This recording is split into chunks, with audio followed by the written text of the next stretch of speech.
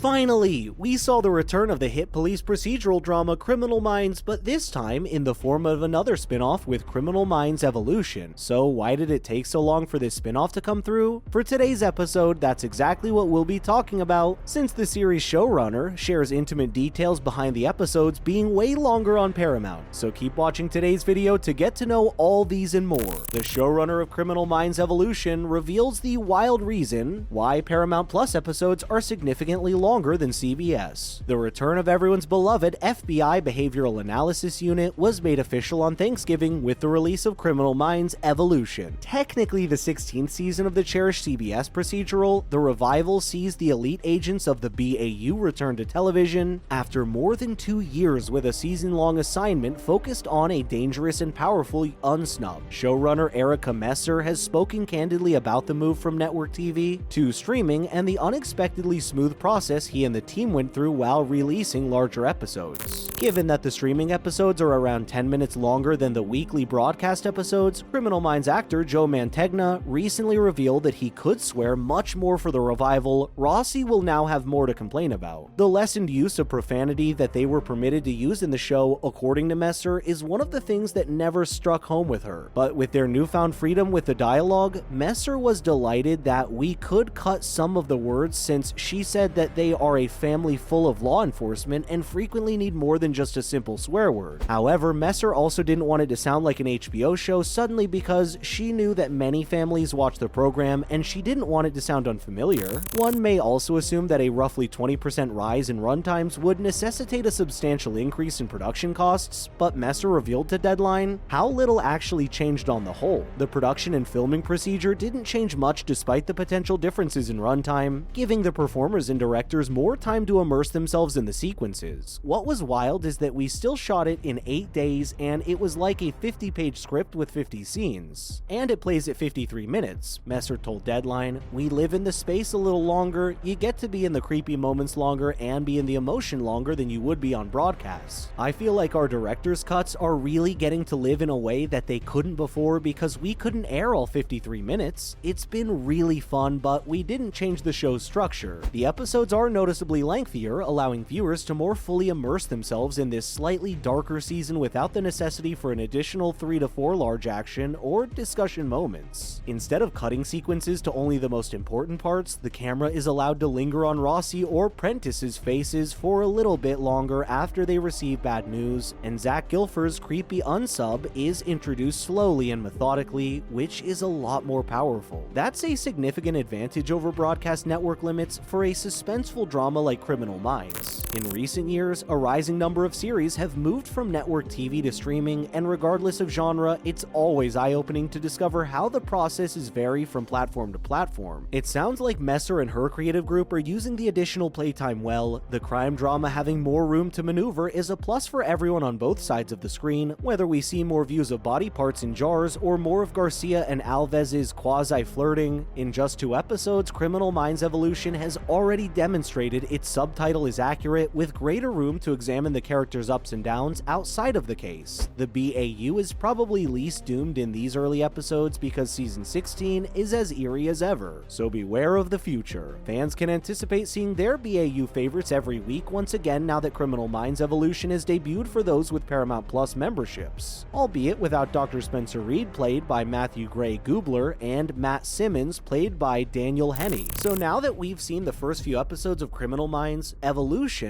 let's have a detailed review of the series, which is more twisted and darker than its predecessor. It was tragic when CBS abruptly canceled the popular show Criminal Minds after 15 seasons of broadcasting. The end came far too soon for this adored BAU, who had, in this writer's opinion, the best team in the show's history in the last few seasons with Emily Prentice, Jennifer J.J. Giroux, Tara Lewis, Matt Simmons, Spencer Reed, Luke Alves, and David Rossi. Thankfully, most of the cast had has returned for the Paramount Plus revival Criminal Minds Evolution, but don't anticipate the same show you saw before.